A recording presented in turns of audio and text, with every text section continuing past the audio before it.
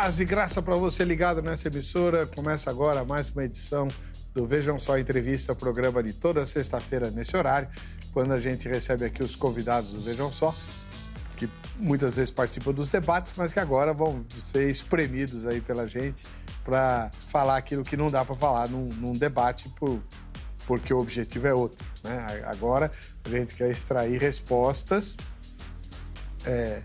que possam nos guiar nos dilemas que cada um de nós enfrenta. E por falar em dilema, hoje o assunto é extremamente importante. Se você é pastor ou pastora, nós vamos falar dos gigantes que nos ameaçam como pastores ou pastoras. Se você não é pastor ou pastora, nós vamos falar também como encarar as situações de fragilidade do nosso líder ou da nossa líder espiritual. O que fazer nas circunstâncias em que eles estejam fragilizados ou até mesmo enfrentando algum tipo de equívoco, de erro, de engano ou coisa mais grave mesmo, né? É um assunto, portanto, não muito agradável, porém extremamente necessário e importante. Afinal de contas, o que é que Deus espera que eu e você façamos? Boa parte dos irmãos e das irmãs, por uma questão de ingenuidade, imagina que o problema do pastor ou da pastora só Deus vai resolver e Deus lida diretamente com eles. As coisas não são bem assim, por conta de uma característica que o Senhor Jesus Cristo fez questão de colocar no seu corpo, o corpo dele é a igreja, e que muitas vezes a gente ignora, sobretudo nos dias de hoje, em pleno século XXI, uma característica chamada comunhão. Nós imaginamos que a comunhão deve ser apenas vertical, nós e Deus, em nível individual, porque vivemos um grau de individualismo estapafúrdio nos dias de hoje, né? Mas não, Deus, por alguma razão, que eu também estranho, ele faz questão absoluta que os cristãos vivam em união. Está lá no Antigo Testamento, tem um salmo que começa assim, né? Que os irmãos vivam em união, porque isso agrada a Deus. E essa união nem sempre é fácil, na maioria das vezes ela é complicada, porém ela existe para veicular, facilitar e promover o crescimento de todos. Está lá em Efésios capítulo 4, né? O individualismo jamais vai nos levar para perto de Deus. Elias achava que sim, e Deus mandou ele viver com uma viúva estrangeira, né? Leia lá para você ver. Aí quando ele chora as pitangas dizendo que ele tinha ficado sozinho na obra de Deus, Deus fala assim: ô meu amigo, você tem 7.000 joelhos que não se dobraram diante de Baal e você nunca os viu, né?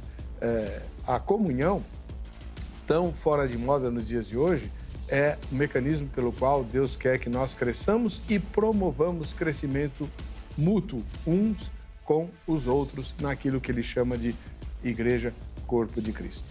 Muito bonito falar, muito difícil de fazer. Por isso, o Veja Só Entrevista trouxe um especialista no assunto. Pastor Fábio Bentes, seja muito bem-vindo. Paz e graça, pastor, tudo bom? Paz e graça, tudo bom. Obrigado pelo convite mais uma vez. Pastor Fábio Bentes é pastor, ele faz parte da equipe pastoral de uma igreja muito interessante que fica na região de Atibaia, né? Em Atibaia, propriamente, Igreja Evangélica do Maracanã. Maracanã é o nome do bairro lá? Maracanã é o nome do bairro, fica dentro do Palavra da Vida, que é um condomínio que o pessoal cristão evangélico conhece bem. A Igreja do Maracanã é a igreja que fica lá no condomínio. E os cultos são quando, pastor? Domingo de manhã, às 10h45. 10h45? 10h45. Que legal. É um horário meio diferenciado, né? Tem a EBD de manhã 9h30, vai até as 10h30, aí 15 minutos de intervalo, 10h45 começa o culto. Tem então a escola bíblica de manhã, 9h30. 9h30. Ah, maravilha. Perfeito, excelente. Muito obrigado por ter viajado, né, para estar conosco. O pastor Fábio Bentes, ele já esteve conosco aqui, ele é autor desse livro, Derrubando Gigantes, que trata especificamente dos grandes desafios que os pastores e pastoras enfrentam nos dias de hoje, sobretudo aqui no Brasil, embora a experiência dele abarque o Ministério Pastoral como um todo à luz das Escrituras Sagradas. Então, antes de começar a entrevista, já vou pôr no ar a nossa enquete, uma pesquisa que eu vou pedir que você responda, como sempre, né? Com toda sinceridade. Né? Seja honesto, Deus está vendo a tua resposta, tá? Então vamos lá, põe a enquete. Se você percebesse que seu pastor está enfrentando algum problema, o que faria além de orar por ele? Então, orar é óbvio, né? Você vai orar por ele. E o que mais? Primeira resposta, conversaria apontando o erro. Ele está enfrentando algum problema por causa de algum erro, então você vai conversar apontando o erro do pastor. Segunda resposta, deixaria Deus cuidar disso. O pastor lida com Deus, Deus lida com o pastor, então esse é o problema deles lá. Eu não vou me meter. Terceira, eu mudaria de igreja. Né? Essa é a primeira enquete que a gente faz com 3 respostas, que eu descobri muito recentemente que eu posso fazer opções e não apenas 2 alternativas e com várias palavras. Então tá aí. Então vamos ver o resultado parcial no final dessa edição. Falar em edição, muita gente tem acompanhado a gravação do Vejam Só pelo YouTube. O canal Vejam Só Oficial, lá no YouTube, ele transmite, não grava, mas ele transmite a gravação do programa. Depois que o programa é exibido na TV aberta, aí ele fica arquivado no YouTube, ok? Mas você pode assistir a gravação ao vivo, como se o programa fosse ao vivo, e participar. Basta que você mande seu comentário, sua resposta, sua pergunta ou sua opinião por meio das nossas redes sociais. A Angélica me avisa e eu ponho aqui no ar para você. Nem sempre dá tempo, né? Teve um programa aí que a gente entrevistou um guia de Israel, o Miguel, e vieram perguntas e comentários que não foi possível colocar no ar, infelizmente. Peço desculpas, mas a gente vai estar bem atento para colocar todas as que chegarem aqui para o pastor Fábio Bentes. Seja você pastor ou pastora, ou não, tanto faz, todos nós lidamos, se somos cristãos, lidamos com o corpo de Cristo. Né? Um autor, que eu agora não lembro o nome, ele disse que há 2 coisas que são impossíveis nesse mundo e nessa vida de serem feitas sozinho. Primeiro é ser casado. Segundo é ser cristão. Né? Então, ser cristão implica em ter mais gente como você. Goste você disso ou não, queira você ou não. Estou certo ou estou errado, pastor Fábio Bentes? Tá certo. Tá certo. A importância da comunhão, né? Nós estarmos juntos como igreja. Jesus disse, onde houver 2 ou 3 reunidos em meu nome, ali eu estarei no meio deles. Então é isso, comunhão. Agora uma pergunta que muita gente faz. Pastor precisa de pastor? Precisa. Temos um supremo pastor. É importante que um pastor tenha alguém que seja para ele uma referência. Essa é a base do que Jesus deixou de modelo, que é o discipulado. Pessoas servindo como modelo para outras. Quando às vezes você vê algumas igrejas tratando da temática do discipulado como se fosse uma classe, ou como se fosse exclusivamente uma classe, né? Você pode ter uma classe, mas a essência do discipulado é você poder observar a vida de uma outra pessoa, ver como ela se comporta na família, no casamento, na igreja, nos seus negócios, e ela servir para você de referencial. Então, pastores, se eles têm pastores mais experientes, mais velhos, que servem para ele de referencial a respeito de como se portarem, e de como se conduzirem no ministério, então isso traz um grande ganho. O pastor que não tem, por qualquer motivo que seja, ou porque ele está numa região. Hoje a gente tem a facilidade da internet, de você telefonar, mas pensando em modelos, né, do passado. Ele está numa região de pouco acesso, ele não tem essa pessoa para estar com ele, né? Ele vai aprender, ele vai penar mais para aprender. Ele tem o Espírito Santo do Senhor Jesus, que é o nosso Supremo Pastor, vai apoiá-lo, vai ajudá-lo, mas nós termos, qualquer cristão, um referencial que nos ajude no nosso dom, na nossa vocação e na nossa trajetória em geral, sempre vai fazer bem. Por que o irmão escreveu, vou mostrar mais uma vez, né, o livro Derrubando os Gigantes, Sabedoria para enfrentar os desafios do trabalho pastoral? Olha, eu me considero assim um observador da vida. Eu me considero alguém que está sempre olhando para tudo para aprender. Não só na palavra, não só nos livros que tratam de elementos da palavra, mas eu observo a vida e tento aprender com a vida.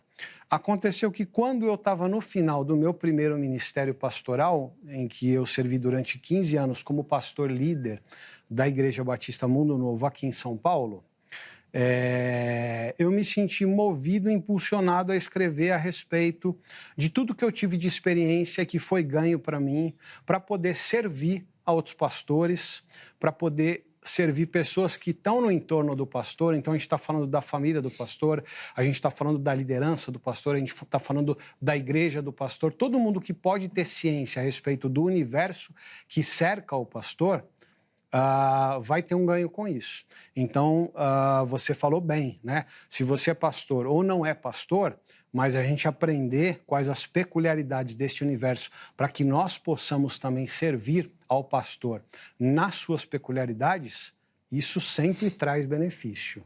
Então, o meu impulso foi esse. Quero ajudar pessoas. Então, logo saiu a primeira tiragem, eu distribuí exemplares em seminários que eu conheço, distribuí para diretores de seminários que eu conheço, para que estejam lá, né, cópias nas bibliotecas, e pastores que estão em preparo ou pastores que estão ensinando os seminaristas, eles possam ter acesso ao conteúdo e aprenderem com isso. Muito legal. O livro é bem prático, né? Ele traz 12 gigantes, né? Que são dificuldades que o pastor enfrenta, né? Vou mencionar os títulos, né? As expectativas de sucesso, as idealizações, as comparações, a falta de reconhecimento, a exposição, os poucos milagres, a queda dos colegas, a necessidade de ser inabalável, o afastamento das raízes, a vida pessoal e profissional estão muito juntas, olhar o sofrimento de perto e a necessidade de dar respostas. Evidentemente, nós não vamos poder abordar todos, que o programa tem limitação de tempo, mas alguns deles eu queria começar. Depois a gente aborda os outros. Por exemplo, o capítulo número 9, o afastamento das raízes. Eu falei, será que gigante é esse, o afastamento das raízes? É curioso que a gente tem um provérbio popular que tem a sua versão bíblica, ou vice-versa, que é a seguinte: santo de casa não faz milagre. A versão bíblica do provérbio é: um profeta não tem honra na sua terra. Então, é curioso que quase sempre o líder, o pastor como líder, ele dificilmente vai ter o reconhecimento e a autoridade quando ele está ali perto dos seus parentes, com o povo que cresceu com ele. Foi o desafio de Jesus quando ele começou a ensinar, quando ele começou a realizar milagres, e aí a palavra do povo era: mas ele não é o filho do carpinteiro? A gente não conhece a mãe dele, a gente não conhece os irmãos dele. Então, o que acontece? Na maioria das vezes, o pastor ele é chamado para servir longe do povo com quem ele cresceu, do povo a quem ele ama, né? Ele está longe da sua família, então é muito comum o pastor atender a um chamado em uma outra cidade, em um outro estado, e aí ele se afasta das suas raízes. Qual que é o ganho disso? Jesus também disse, né? Todo aquele que por amor a mim, né? Eu não me lembro do termo que Jesus usa, mas se afastar, né, dos seus, deixar, eu acho que é deixar pai, deixar mãe, deixar os seus irmãos por amor a mim, ele vai ganhar nessa vida, né, muito mais irmãos, e é o que acontece quando você está numa igreja acolhedora, que você deixa as suas raízes para estar com outras pessoas com quem você pode ter também uma relação de amor. Mas a separação, ela é sempre ruim. Então, quantas vezes eu não me percebi, às vezes, estando com pessoas amadas, queridas da igreja, para datas festivas, para situações especiais, ou até para o domingo corriqueiro, e longe dos meus pais, dos meus irmãos, dos meus sogros, hoje a minha sogra é falecida, né? Mas das minhas cunhadas, dos meus sobrinhos. Então, é um preço que se paga, é um desafio você se afastar das suas raízes, tem as suas recompensas, mas é um preço que se paga. E isso implica em solidão. Sim. A solidão, eu diria que ela é uma peculiaridade da liderança em geral. E o pastor não foge a essa regra. Então, a solidão, ela é uma característica daquele que, bom, você tem um grupo, você está liderando, você ouve as opiniões, você ouve as demandas, as necessidades, e agora você, sozinho, precisa tomar uma decisão. Então, a solidão, ela é uma peculiaridade da liderança e o pastor é assim também. Faz parte. Faz parte. O capítulo 11 trata de uma questão muito, muito delicada, que poucos crentes lembram que ela é real.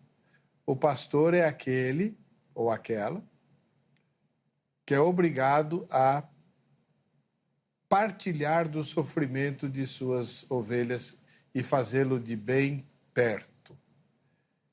Isso é um gigante? É um monstro, eu diria para você. Concordo. Porque o que acontece é o seguinte, eu vou ser muito cauteloso para dizer o que eu vou dizer. Eu não quero ofender ninguém.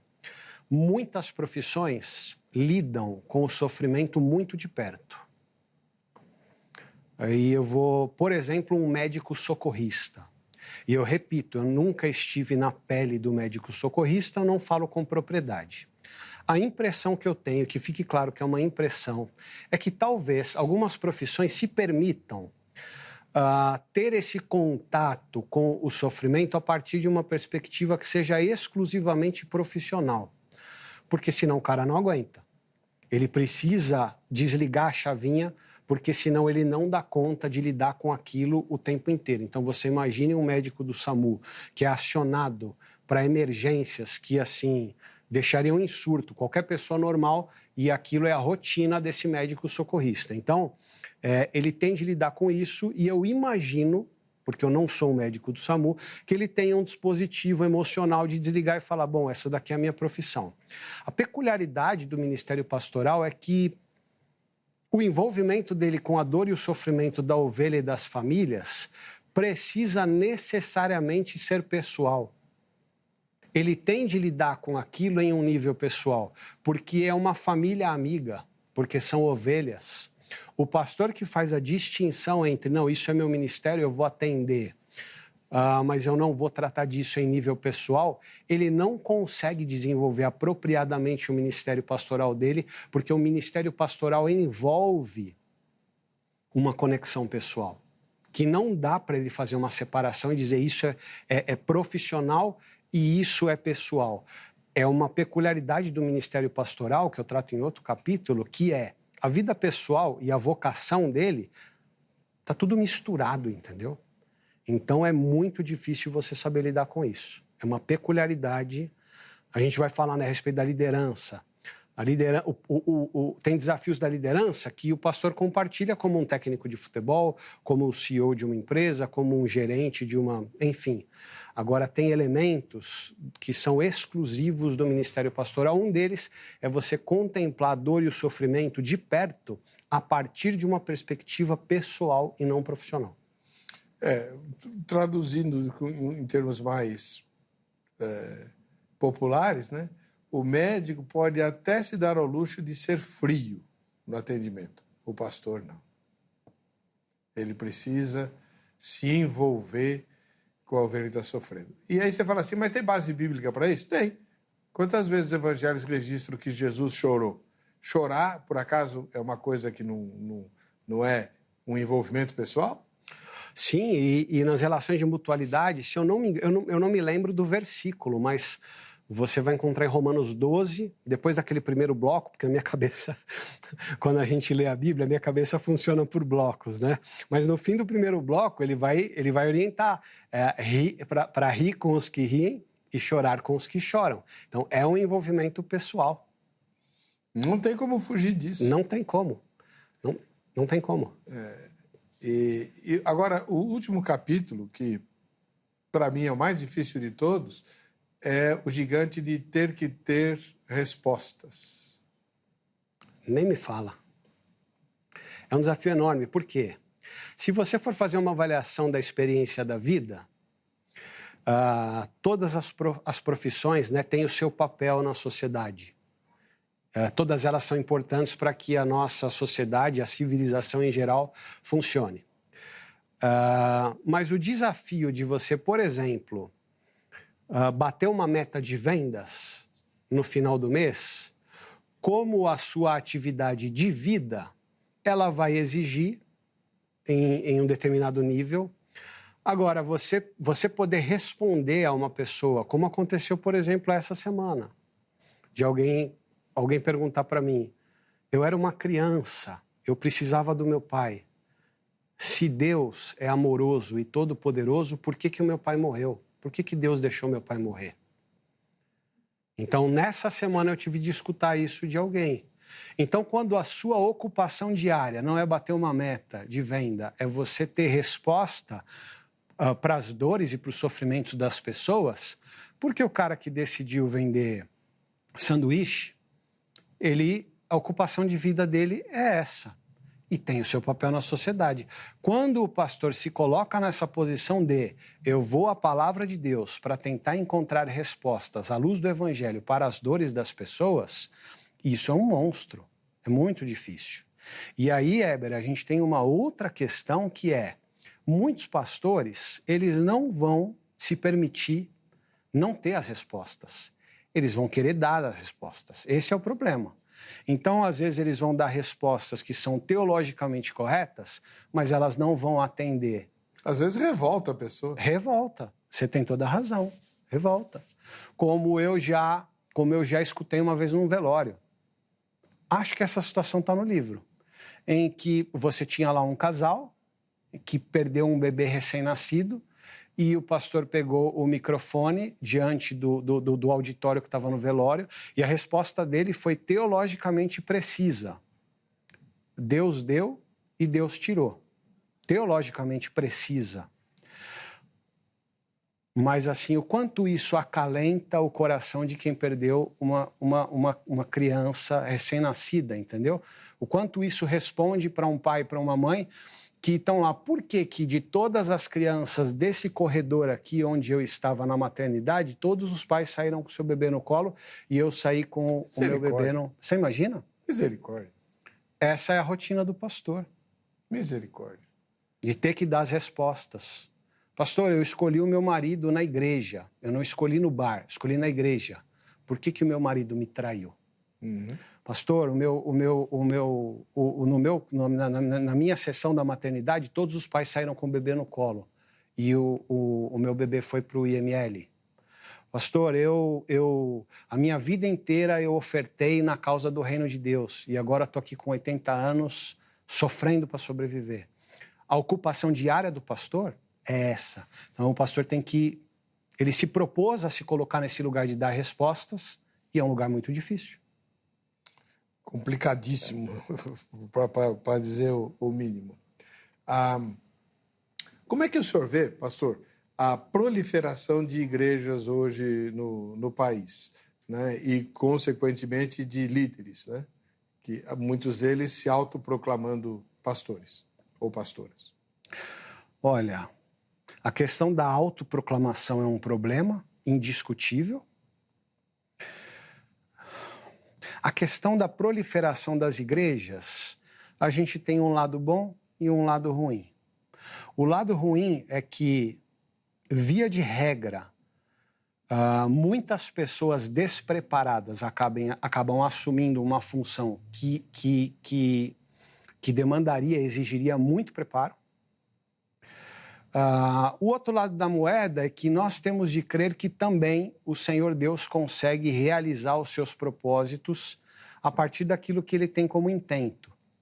Então, às vezes, com a melhor das intenções, a gente assiste a denominações com dispositivos que são, ora, de um bom controle a respeito de quem vai estar lá naquele lugar onde ninguém foi, anunciando o evangelho. Então, repito, é um bom controle. e ora de um preciosismo no sentido de não, antes de ir para lá, precisa disso, precisa daquilo outro, e às vezes é tanto empecilho que às vezes se você pegasse alguém vocacionado e que poderia ser conduzido pelo Espírito do Senhor, conseguiria ir lá e realizar um trabalho que às vezes a gente tem um olhar muito teológico. Vamos ver se essa pessoa está teologicamente preparada quando às vezes o que ela precisa é ter o amor, a condução do Espírito e iniciativa.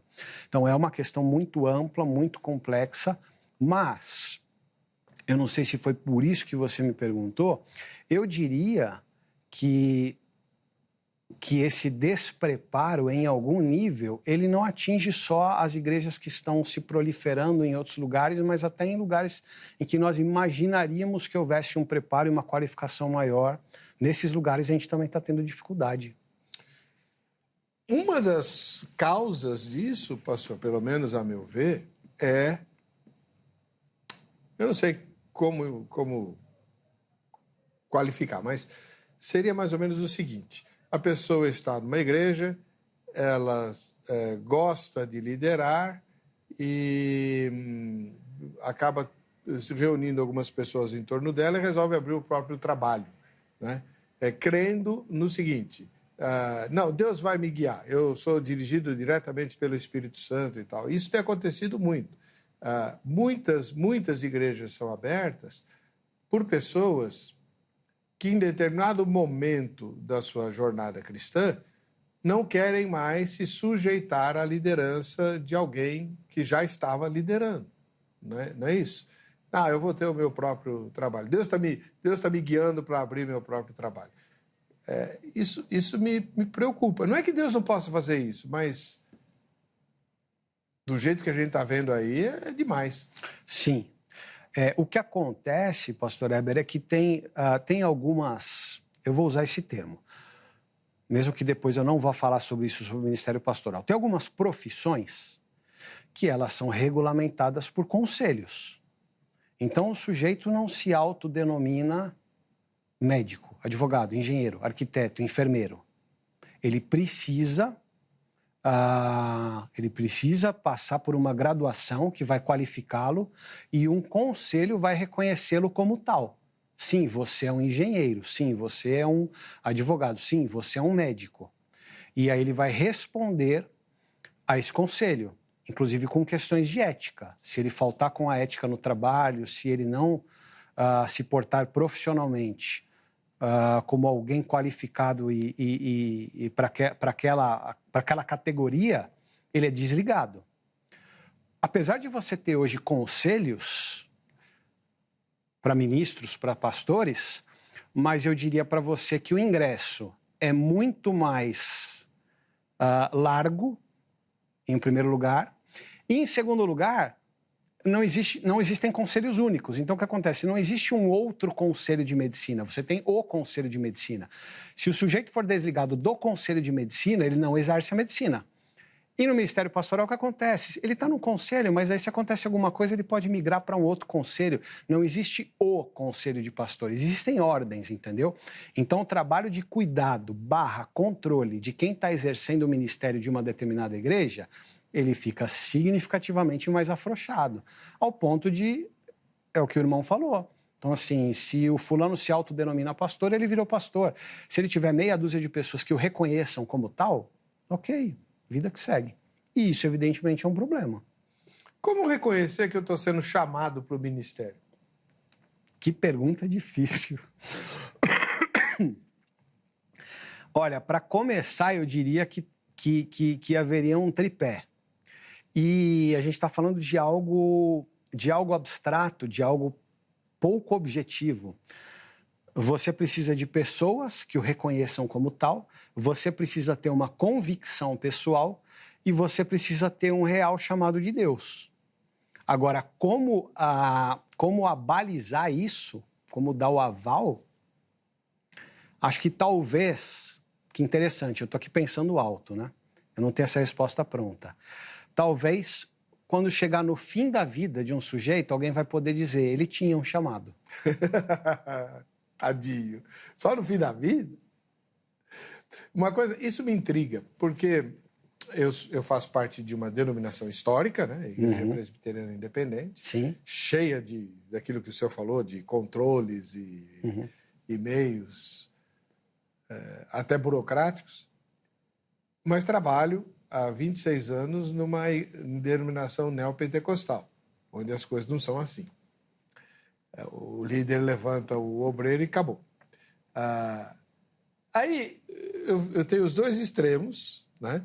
E eu vou para as Escrituras e vejo uma situação muito esquisita.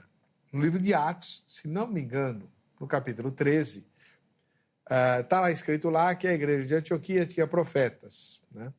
E aí o Espírito Santo, ninguém menos do que o Espírito Santo, simplesmente diz, olha, separem-me Barnabé e Saulo para a obra que eu tenho reservado para eles. O Espírito Santo fala isso para a liderança. Barnabé e Saulo, que é o futuro apóstolo Paulo. Pois bem, o que eles fazem? Eles se dedicam ao jejum e à oração. Bom, foi o Espírito Santo que falou. Não, vamos confirmar, vamos com calma, vamos devagar. A liderança fez jejum e oração para confirmar aquele chamado. Uma vez que todos eles sentiram convicção, aí eles impuseram as mãos, ordenaram Barnabé e Saulo e os enviaram. Agora, Senhor, são teus, guia eles aí, né? Muitas vezes a gente não tem esse zelo todo. Simplesmente precisa de pastor, né? Tem alguém aí que tem uma certa inclinação, já pega o cara, já. Não é assim que a gente faz? Sim. Às vezes um temperamento de líder é suficiente para que um grupo reconheça alguém como, não, então ele vai ser o nosso pastor. E aí trata-se de uma questão, repito, de temperamento e não necessariamente de chamado. Então existem tantos nuances, assim, tantas peculiaridades, e é uma posição atrativa também para quem... Porque eu conheço pessoas que, assim, queriam reconhecê-las como líderes e pastores, e essas pessoas declinaram. Gente, calma, não é bem assim. Porque a posição também é atrativa, né? Uma das orientações que Paulo dá para Timóteo é que o bispo não seja um novo na fé para que ele não caia na condenação do diabo, que foi a soberba, porque é muito fácil, de repente você se torna um líder, você tem o reconhecimento das pessoas e todo mundo se perde com isso. Eu diria para você, Heber, que assim... O que eu vou dizer assim é duro. Hoje nós podemos notar e perceber, como eu tenho uma outra formação da psicanálise, eu observo comportamentos, né? E hoje você vê pastores experientes, vividos, conhecedores da palavra, que se perdem no orgulho. Gigantes da fé que caem. Que se perdem no orgulho. No orgulho, por causa do orgulho. Exato, concordo plenamente com o irmão. Eu tenho dito aqui no programa, nós ficamos tão alertas com os pecados morais que deixamos de vigiar em coisas muito menores, que o diabo usa com muita facilidade. E é curioso, porque o pastor que incorreu, às vezes, numa falha de dinheiro, ele sai do ministério. Ficou constatado que aquele pastor desviou valores e tal. Ele é afastado. O pastor que incorreu numa falha moral, no que diz respeito à vida sexual, ele é afastado. O pastor que é visivelmente orgulhoso, às vezes é para a igreja dele que o povo está correndo, e a igreja dele está enchendo. E está enchendo de gente orgulhosa, gente que olha para aquilo e fala, é isso que eu quero, é isso que eu quero ser, é isso que eu quero para a minha vida. Então é curioso, isso que você sinalizou é a mais pura verdade. Às vezes a gente olha para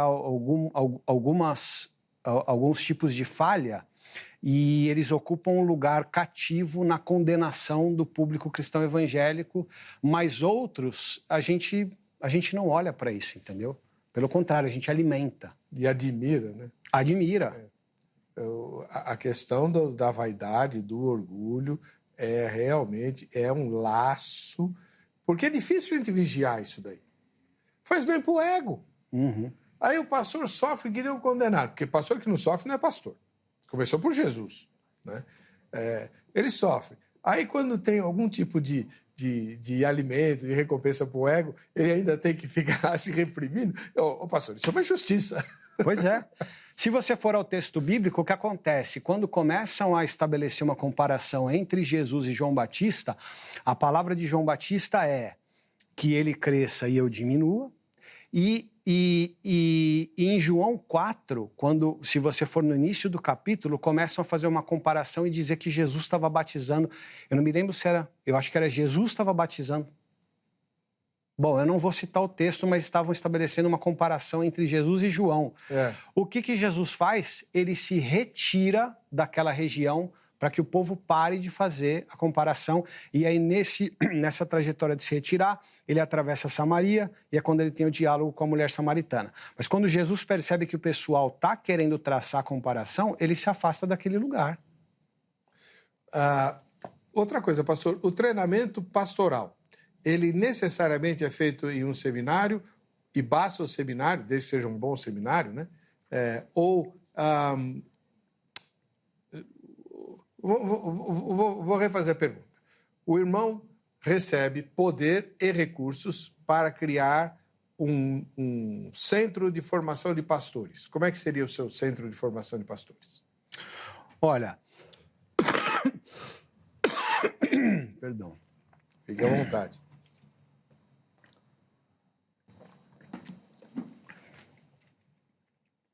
Eu acredito, pastor Heber, que assim, isso respeitaria as peculiaridades do lugar onde a gente está falando.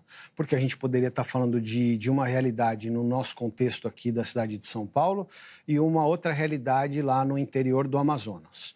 Então, não há dúvida de que existe o elemento da formação, não sei se é o melhor termo, eu vou usar estudo, porque eu estava em dúvida entre intelectual e acadêmico, mas não é nenhum nem outro. O estudo do pastor, ele precisa conhecer as Escrituras.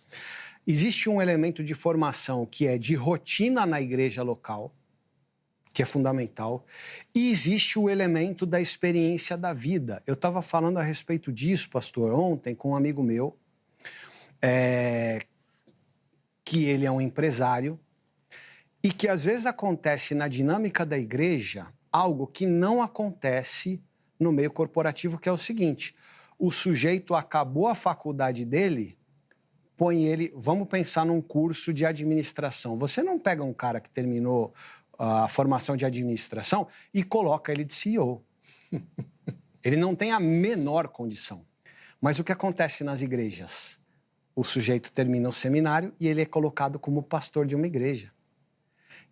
Aconteceu isso comigo. Comigo também. Então, o que acontece? Já que grande é a seara, mas poucos são os trabalhadores, ou como diria um amigo meu, grande é a seara, mas poucos são os cearenses. Ai!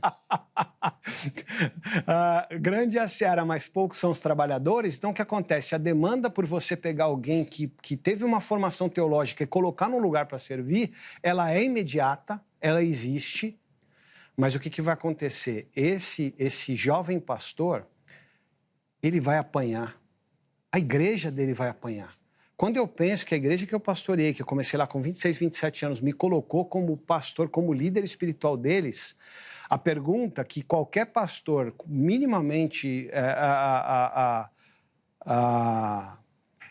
conectado com a realidade vai se fazer muitos anos depois é: como é que esse povo teve coragem de fazer isso? Você entendeu? De me colocar lá como líder espiritual deles. Aí você vai ter a capacitação do Espírito Santo? Sim. Você vai às Escrituras e vai lembrar de Paulo dizendo para Timóteo que ninguém despreze a tua juventude. Então, Deus tem o poder de usar jovens vocacionados, mas muitas vezes o que acontece é que, para a nossa tristeza e tristeza do povo, a gente comete barbeiragem. Então, voltando à sua pergunta, para que eu não... Existe o elemento do estudo, existe o elemento da rotina na vida cristã, existe a vida devocional do pastor, dele poder ser guiado e conduzido pelo Espírito, como você bem sinalizou, né, em Atos 13, né? Paulo e Paulo e Barnabé são chamados e separados e eles eram conduzidos pelo Espírito. E a experiência da vida vai preparar esse pastor, esse líder, para que ele possa estar cada vez melhor. Lamentavelmente, já engatando num outro assunto, o que acontece é que muitas vezes esse pastor, que ele está de cabelo branco, ele está careca, ele está barrigudo, ele não tem um carro do ano, ele tem um carro batido, ele tem as lutas da vida. Para onde o pessoal está indo? Para a igreja daquele pastor jovem que faz academia, que é bonitão, que é cabeludo, que dirige um carro do ano, porque a igreja está contaminada com a perspectiva do mundo do que é sucesso e o que não é. E às vezes aquele pastor que é cheio de experiência, cheio de vida e cheio de condições para poder conduzir um rebanho, ele já não tem mais a credibilidade do povo, porque o povo está olhando para outras coisas. E isso é lamentável. Além do fato de que, na maioria esmagadora das vezes, essa preferência pelo líder de sucesso é porque o líder de sucesso não condena o que eles não querem ouvir. E o pastor barrigudo está lá para ensinar as escrituras sagradas e falar o que muita gente não quer ouvir. A Revista Graça vai soltar uma matéria sobre pessoas que se desencantam com a igreja, e alguns pastores, muito acertadamente, disseram: olha, que existem problemas na igreja, existem, mas muita gente que se afasta e reclama da igreja, na verdade, não queria enfrentar o pecado contra os quais eles estavam sendo confrontados. É um fato. Com certeza. E como não falta igreja, eu vou na sua igreja, o senhor condena a minha prática, eu entro na do vizinho. Sem dúvida nenhuma. Nesse mercado religioso, você escolhe o serviço que mais te agrada. Sem dúvida nenhuma. E as pessoas são norteadas, pastor Heber, por essa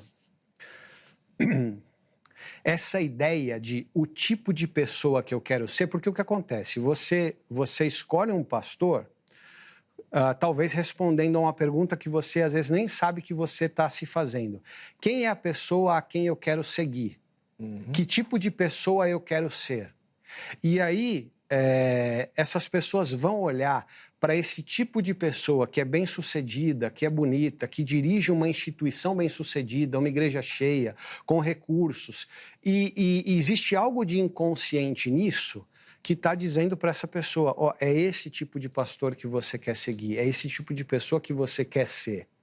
E aí, voltando para aquele pastor, que é um pastor de bairro, que é um pastor esteticamente, né, não atraente, que ele é um cara que a vida dele, no que diz respeito às finanças, é difícil, mas assim, ele está conseguindo manter tudo aquilo junto, entendeu? Ele está mantendo a fé dele, ele está tendo luta na família, ele está tendo luta no casamento, ele está tendo luta na criação dos filhos, ele está tendo luta para conduzir a igreja, ele às vezes tem um outro emprego para mantê-lo, para que ele possa de domingo estar servindo a igreja. Então é tanta luta, ninguém está vendo isso, porque estão olhando para a roupa dele, estão olhando para a aparência dele, estão olhando para o carro dele. Então as pessoas fazem isso, elas falam: qual que é a igreja? A igreja X. Pô, você já foi lá? Aí você vê, tem um ambiente lá para 2, 3 mil pessoas, tem um culto abençoador, tem músicos que tocam bem, aquele pastor se veste bem, ele chegou num carro legal. Então o que está dizendo dentro dessa pessoa é que não é o Espírito Santo de Deus? É esse tipo de pessoa que você tem que ser. É esse tipo de líder que você tem que seguir. Então, quando a gente percebe que a própria igreja está pervertida naquilo que ela deve enaltecer ou deixar de lado, não condenar, mas deixar de lado, isso não é importante. O carro que ele dirige, a roupa que ele veste. Então, quando na própria igreja você tem esse problema, enfim, nós estamos diante de uma encrenca. Como é que o senhor vê o fenômeno? Acho que agora está meio que arrefecido, não sei, estou meio desinformado. Mas já foi uma febre, o tal do coaching nas igrejas. Olha, eu repito, eu vou ser cuidadoso porque eu não tenho informações concretas a respeito disso, né? Me parece que eu não sei que termo usar, eu não quero ser pejorativo, que essa atividade, né? Eu ia usar a profissão, a atividade do coaching, ela teve o seu... Ela teve assim, um crescimento assim, impressionante, né? E, de repente, todo mundo é coach, todo mundo está fazendo coaching, todo mundo tem o seu coach, todo mundo está vendendo curso de coach, todo mundo... E eu não sei se ela já teve a sua... Me parece que sim, não sei. Enfim, e isso veio para o meio cristão evangélico. Como tudo que eu falei, né? Eu gosto de observar a vida. Então, assim, como eu faço com tudo, aquilo que é bom do que eu olho, do que eu observo, do que eu estudo, eu procuro absorver. Tem algo da dinâmica do coaching, né? Que você poder estabelecer metas, prioridades, disciplina, para poder alcançar os objetivos. Tem algo disso que eu considero muito produtivo, entendeu? Então, assim, como ferramenta para você introduzir num arcabouço, né, de áreas do conhecimento para o ministério, então você fala assim, o sujeito que é pastor, ele estudou filosofia, ele estudou psicologia, ele estudou história, ele estudou coaching, ele estudou... Então, como uma mala de ferramenta, eu acho algo absolutamente produtivo. O problema é quando a pessoa, né, enfim, eu não conheço gente assim, mas ele quer pegar a essência do que é e falar, deixa eu virar um coach para as igrejas. Isso é algo que evidentemente vai fazer mal, porque o coach é uma ferramenta lá que o cara tem que ter na mala dele, entendeu? Então, é que os dois primeiros gigantes, deixa eu ver se eu não estou sendo injusto, que o irmão menciona, o primeiro é as expectativas de sucesso e o segundo são as idealizações. Por que eles são gigantes? Olha, o que eu vou falar é tão difícil, tão difícil, tão difícil. Expectativas de sucesso. Nós, pastor Heber, com que idade o irmão se converteu? 11 anos. 11. Então pronto, era isso que eu queria. Eu vim de um lar cristão. A gente está lendo a Bíblia desde a infância.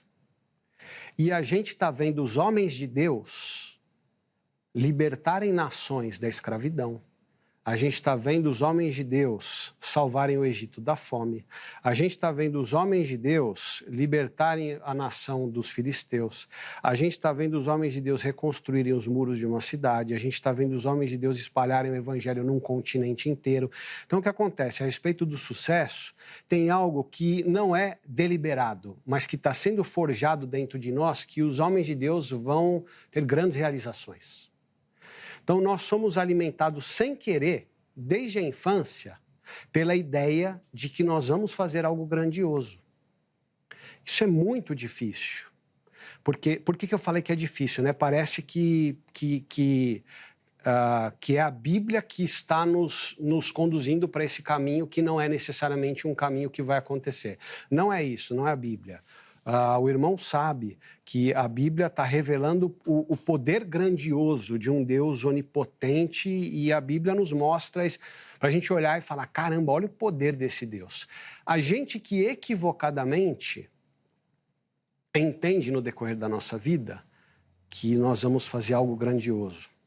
E a gente deve entender que você cuidar e você pastorear do coração de 5, 10, 20, 50, 100, 200, 500 pessoas, isso daí é precioso.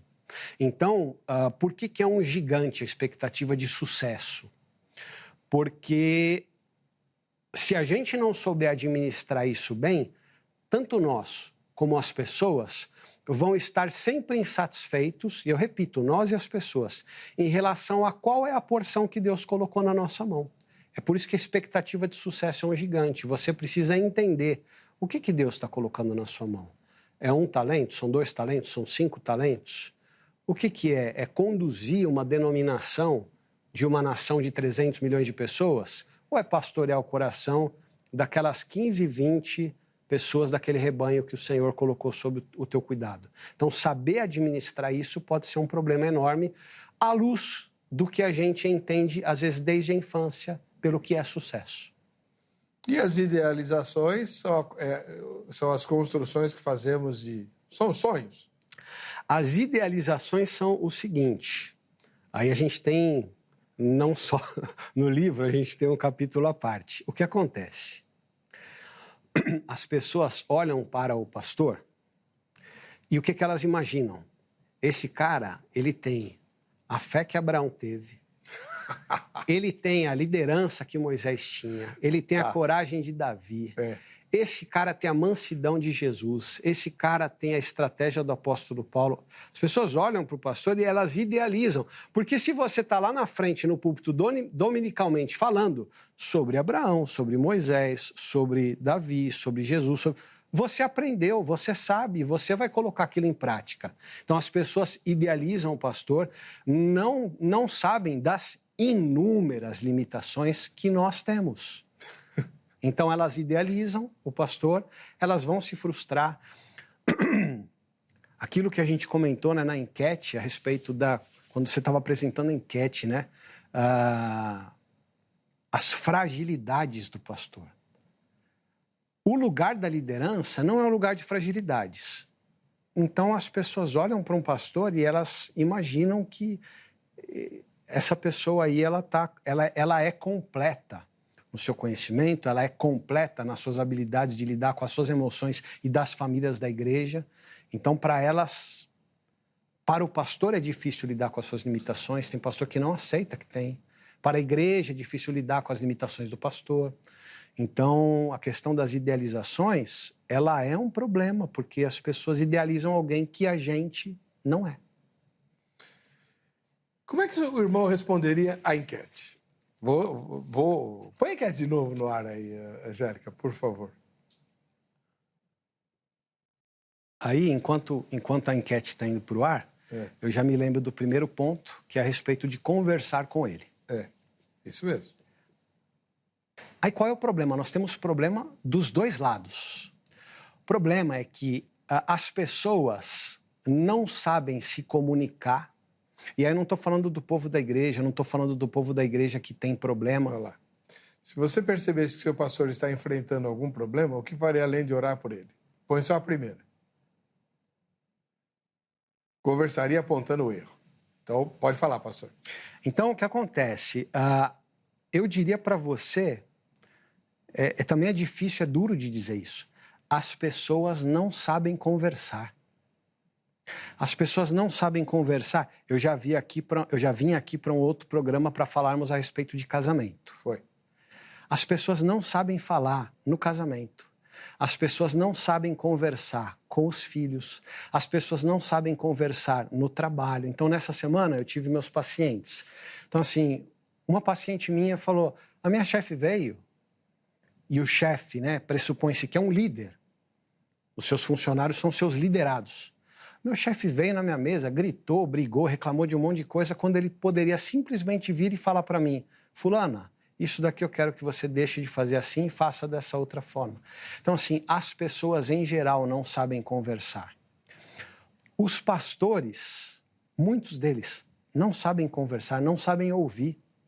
Muitos deles se colocam num pedestal, numa torre de marfim, e ai daquele irmão que vier trazer um apontamento negativo a respeito de alguma decisão dele, que trouxer um apontamento negativo a respeito da maneira como ele conduziu algum assunto. Então, a gente tem um quadro que não deveria ser assim, pastor Heber, mas assim, a realidade é essa. Se na igreja as pessoas deveriam, em amor, poder falar e se escutarem mutuamente, nem na igreja isso acontece. A palavra de Tiago, né? Todo homem seja pronto para ouvir e tardio para falar e tardio para se irar.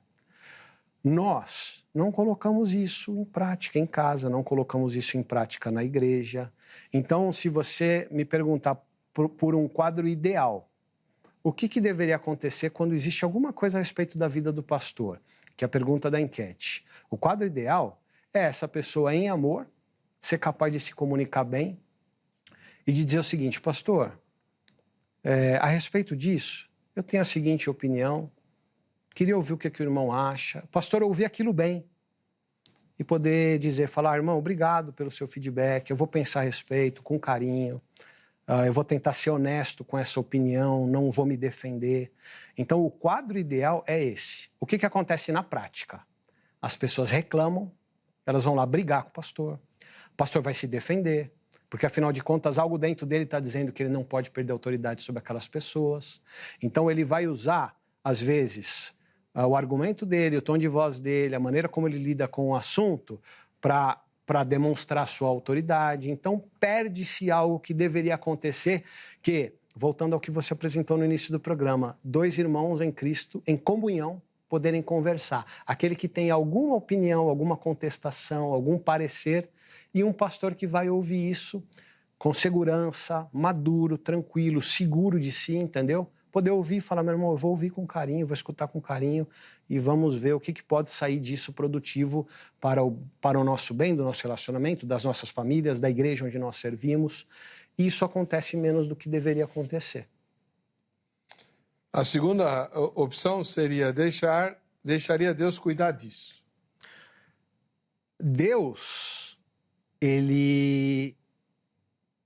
ele vai cuidar disso também na conversa. Então, Deus pode cuidar de uma situação no silêncio? Pode. Eu vou preferir me calar e esperar que Deus haja nessa situação. Pode acontecer? Sem dúvida que pode. Mas Deus também pode agir na conversa. Na medida em que eu vou e converso, existe um agir e um mover de Deus enquanto essa pessoa, ovelha e pastor conversarem. Agora, a mudança de igreja, ela é uma possibilidade... Bom, eu já estou dando a resposta para... Não sei se quanto isso vai interferir em quem vai responder ou não. Pode falar.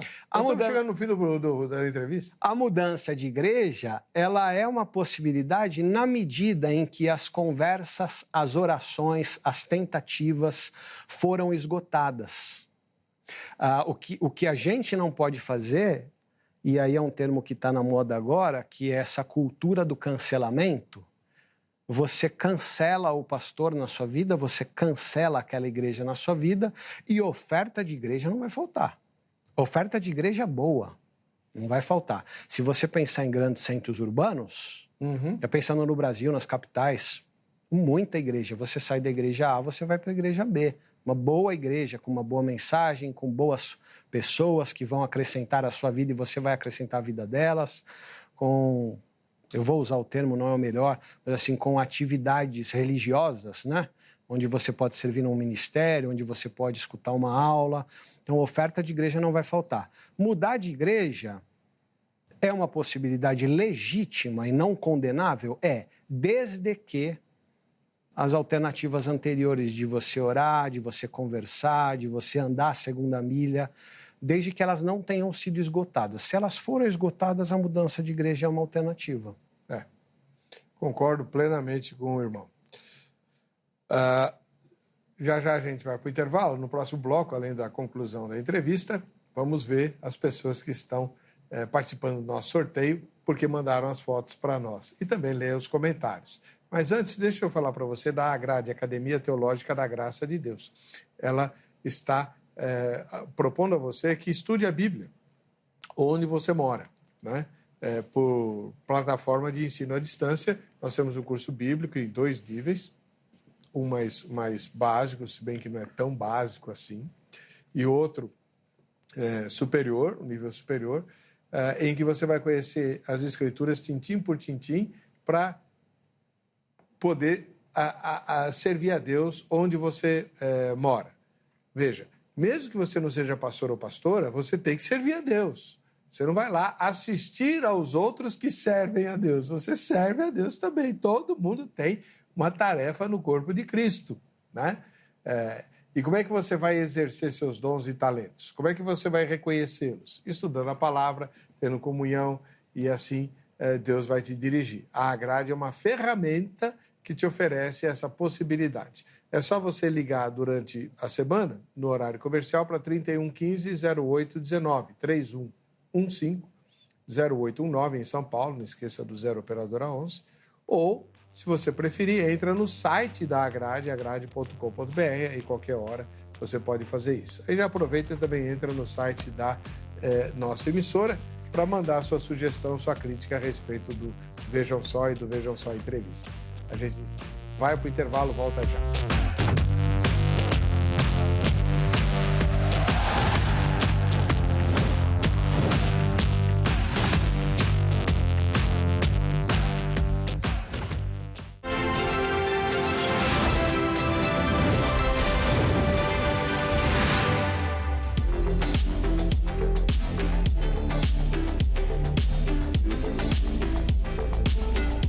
A gente está aqui com o irmão Fábio Bentes, né, pastor Fábio Bentes, conversando sobre os gigantes que ameaçam a vida pastoral. Mas a gente vai fazer um parênteses aqui para mostrar você que mandou a sua foto para nós e que, com isso, passa a concorrer aos sorteios que a gente faz aqui no Vejam Só Entrevista. A primeira foto vem de Cidade Paulista, que fica em Pernambuco. É paulista, mas não fica em São Paulo, não. É Cidade Paulista, em Pernambuco. É o Wellington Dias. Aí, Wellington, grande abraço para você, meu querido irmão. Deus abençoe grandemente. Lá atrás está o pastor Oseias, parceiro do Vejam Só. Não sabia que o Oseias estava de barba também, né? Tá na moda. Em Teodoro Sampaio, em São Paulo, no estado de São Paulo, nós temos o Denilson Fernandes.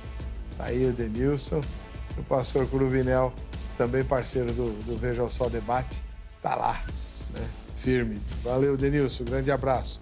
E em Alagoinhas, na Bahia, o Joseval Ribeiro. Tá aí. Valeu, o Joseval. O pastor Marcos, do Templo Batista de Indianópolis, é o que está lá na TV. Eu não sei quem tirou a foto do Joseval, então o Joseval precisava dizer também, né, meu querido Joseval? Faça isso, faça a foto durante a exibição do programa, manda para nós, para o Instagram, @programa Vejam Só, e você já estará concorrendo. Ou então usa o Facebook, se você preferir, tá bom? A Simone, que assiste ao programa, ela mandou o seguinte comentário sobre a nossa enquete. Orar sempre. Mas isso já estava na pergunta, né, irmão? É a primeira coisa, tem que orar. Mesmo que o pastor não tenha problema, é bom lembrar disso também, né? Não é porque o pastor está enfrentando um problema que você vai orar por ele, você vai orar por ele sempre, o tempo todo. Hebreus fala para que eles façam a obra sem gemer, né? Esse texto está na Bíblia, né, pastor? Ah, Hebreus 13. É o finzinho. A gente esquece que isso está nas Escrituras. Bom, orar sempre. E que ele procurasse o líder dele, pois o Espírito Santo vai usar para ajudá-lo. Então, ela está defendendo a ideia de conversar com o pastor. Uma irmã, cujo sobrenome é Silva, ela diz o seguinte: normalmente, pastores não aceitam a ajuda de suas ovelhas. Estão acima do bem e do mal. É assim mesmo, pastor? É assim mesmo, né? É assim mesmo. Aí é ruim, aí é pior. Aí é duro. Porque o pastor que se comporta assim, talvez por causa do jeito que a ovelha chega também, né? A Bíblia diz: a palavra branda desvia o furor, né? Mas a palavra dura suscita a ira. Então, de repente, você chega lá com as pedras na mão, a reação não vai ser boa. Né? A gente acha que o pastor tem que ser o rei da mansidão, e nem sempre, nem Jesus agiu como o rei da mansidão, não é verdade? Né? E não estou falando da purificação do templo, não. Dá uma lida em Mateus 25, se não me engano, ou 23? 23. Mateus 23, né? Nossa! Usais aos fariseus. Misericórdia. Não queria estar perto. O Hugo diz o seguinte: acho que o mais fácil dessas opções é mudar de igreja. Não é nada fácil um líder ouvir uma ovelha apontando o erro dele. Então, Hugo, mas vamos com calma. Você não vai lá para dar uma de Natã, né? Que, aliás, foi muito cuidadoso com Davi também, né? Natã foi cuidadoso com Davi, contou uma história e tal. Mas nós não temos autoridade profética para chegar, tu és o homem, né? Calma lá. Eu chegar e falar: irmão, eu queria que o irmão esclarecesse para mim algumas coisas. Irmã, né? Esclarecesse para mim, eu estou ficando incomodado com a seguinte situação. Queria ouvir o irmão primeiro. Ouça o pastor. Depois você coloca o seu contraponto, né? Jesus disse: se ele te ouvir, ganhasse teu irmão. Então existe a possibilidade, né? É rara, é difícil, mas enfim. Um último comentário do irmão. Qual, na sua opinião, é o pior de todos os gigantes? Olha, para cada pastor, em cada desafio que ele tem, um deles vai falar mais ao coração, e às vezes outros que não estão aqui. Eu digo isso porque eu já estive em reuniões de conselhos de pastores falando a respeito do assunto. Quase sempre promovo um debate e peço para que os pastores conversem em duplas depois de apresentar os pontos e depois trazerem um testemunho pessoal a respeito daquilo. E é muito legal, porque cada um deles vai dizer, para mim o que pega é isso, para mim o que pega é aquilo. Então, quando os pastores leem, é muito legal, porque cada um deles sempre tem algo que acaba pegando mais. Muito jóia. Bom, conversamos com o pastor Fábio Bates, da Igreja Evangélica do Maracanã, e autor do livro Derrubando Gigantes, né? Que trata de 12 desafios gigantescos que o pastor ou a pastora enfrentam no ministério por serem ministros do Evangelho, tá bom? Todos eles muito práticos, muito práticos. Por exemplo, não tem um capítulo que fala assim, o desafio é o pecado. Isso é óbvio, né? Não é desafio para o pastor, é desafio para qualquer cristão, né? Mas quais são as ciladas e as armadilhas e os gigantes mesmo que se colocam no caminho do homem ou da mulher de Deus? Muito obrigado, pastor Fábio Bentes. Quem quiser entrar em contato com ele, é só entrar nas nossas redes sociais. O contato dele está ali publicado, além de ter sido divulgado ao longo da gravação do programa. Vamos para a enquete? Vamos ver o resultado, né? É resultado parcial, tá? Esse resultado pode mudar até o dia da exibição. Se você percebesse que seu pastor está enfrentando algum problema, o que faria além de orar por ele? Vamos lá, primeira resposta, conversaria apontando o erro. É a maioria, 57%. A segunda, deixaria Deus cuidar disso, 41%. E mudaria de igreja, 2%. Tomara que isso tudo seja verdade, né? O que eu acho que os crentes fazem mais facilmente é mudar de igreja.